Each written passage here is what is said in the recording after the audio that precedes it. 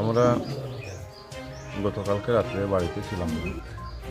আমার ছোটো বোনের বিয়ে ছিল, সেই বিয়ে পারপাসে আমরা সবাই সেখানে থাকতে হয়েছে।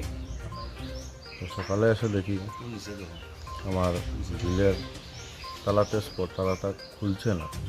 তো কেন খুলছে না, তো চেয়ে দেখি যে দরজাটা ফাঁক করা আছে।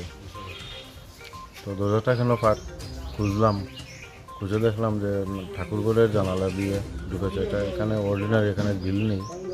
তো এদিক দিয়ে ঘরে ঢুকে ঘরের শখের গডরেজের দরজা খুলে ভেঙে নগদ টাকা প্রায় 20,000 এবং সোনা প্রায় 1 ভরির মতো হবে।